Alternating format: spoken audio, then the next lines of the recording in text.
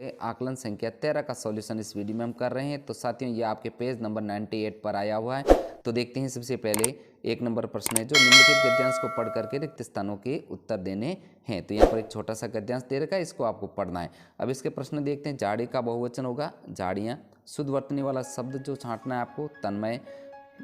वहाँ 5 ऊँट बैठे हैं रेखांकित में समास कौन सा होगा? द्विगु समास है, क्योंकि ये संख्यावाची समास होता है। नेक्स्ट है आगे, तन्मय अपने माता पिता के साथ तांगे में बैठ गया। रेखांकित पद में समास विग्रह होगा। माता पिता यानी कि माता और पिता ये द्वंद्व समास का उदाहरण है साथियों। अब अगला 5 नंबर प्रश्न, गद्यांश के अनुसार क्रम का मिलान कीजिए। तो यहाँ पर रास्ते में आंधी आई 2 नंबर पे। 1 नंबर पे रविवार को तन्मय अपने गाँव गया, तो ये 1 नंबर पे। 2 नंबर रास्ते में आंधी आई से मिलान करना है और वहाँ एक कुआं भी था। इस प्रकार साथियों इसको मिलान करना है।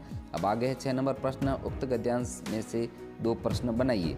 तो यहाँ पर जैसे तन्मय किसके साथ गांव गया था, एक प्रश्न बनेगा, और दूसरा है तन्मय ने आंखें क्यों बंद की, तो ये 2 प्रश्न बन गए।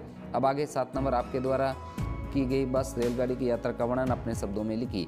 तो यहाँ पर आपको लिखना है जैसे, मैं अपने माता पिता के साथ रेलगाड़ी से कोटा गया था। हम अगली सीट पर सो सकते थे। रास्ते में ट्रेन के अंदर बहुत से खाने पीने की चीज़ें आ रही थी और उनको ले रहे थे और खा रहे थे। तो प्रिय विद्यार्थियों, इस प्रकार आपको मन से भी लिख सकते हैं। अब आगे 8 नंबर प्रश्न, सांझ होने से पहले तन्मय अपने गांव पहुंचना चाहता था, उसके साथ आगे क्या हुआ होगा? अपने अनुभव के आधार पर लिखिए। तो सांप के चले जाने पर, आंधी रुकने पर पुनः रवाना हो गए होंगे, वे सांझ होने से पहले पहुंच गए होंगे। नेक्स्ट आगे 9 नंबर, यदि आपको लंबी दूरी की यात्रा करनी है तो यातायात के साधनों का उपयोग करेंगे। तो यहाँ पर रेलगाड़ी है, हवाई जहाज है, बस से और जहाज से। इस प्रकार साथियों पुस्तिकाएँ जो 2023 की हैं, इसके आकलन 14 का संपूर्ण सॉल्यूशन इस वीडियो के माध्यम से करते हैं। तो देखते हैं सबसे पहले 1 नंबर प्रश्न है जो रवि शब्द का पर्यायवाची शब्द समूह है, तो सूर्य, दिनकर, भास्कर। अगला है 2 नंबर, निम्नलिखित शब्दों में शुद्ध रूप हैं, तो विहंग। नेक्स्ट है आगे, निम्न में से संचार के साधन है, तो पत्र, तार, मोबाइल। अगला है 4 नंबर, चित्र देखकर सही विकल्प, तो सही विकल्प ये वाला है, सूखा कचरा, नीला डब्बा। नेक्स्ट है आगे, नीचे लिखे वाक्य के सामने उनके प्रकार का नाम लिखिए। तो दीपक खेल रहा है, सरल वाक्य है।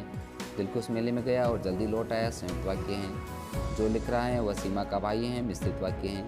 जैसे सर क्लास में आए, कमल चला गया, मिश्रित वाक्य है। आगे है प्रश्न संख्या 6, कूड़ेदान का प्रयोग नहीं करने पर क्या क्या हानियाँ होती हैं, लिखिए। तो उत्तर लिखना है, कूड़ा इधर उधर उड़ता रहता है, जैसे कीटाणु पैदा होते हैं और बीमारी फैलाते हैं।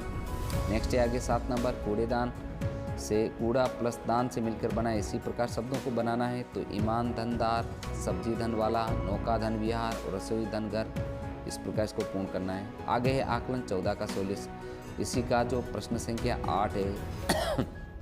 निम्नलिखित शब्दों का प्रयोग करते हुए कविता लिखनी है।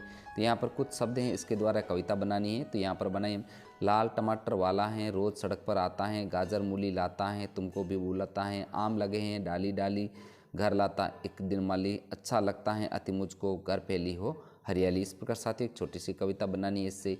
अब आगे 9 नंबर प्रश्न, वाक्य में से एक एक शब्द आपको लिखना है। तो जो कम बोलता है वह होता है मितभाषी, जो ज़्यादा बोलता है वाचाल, जो कम खर्च करता है मितव्ययी, जो रात का विचरण करता है निशाचर। अब 10 नंबर प्रश्न है, जो पत्र लेखन में सबसे अंत में क्या लिखते हैं? तो अंत में जो है सबसे पहले तुम्हारा लिखते हैं। अब यहाँ पर मित्र तुम क्या बहुत अच्छा गाते हो, तो और सुनाऊँ? प्रश्न है जो आपको हंसी क्यों आई? क्योंकि गधे की आवाज़ अच्छी नहीं लगती है। तो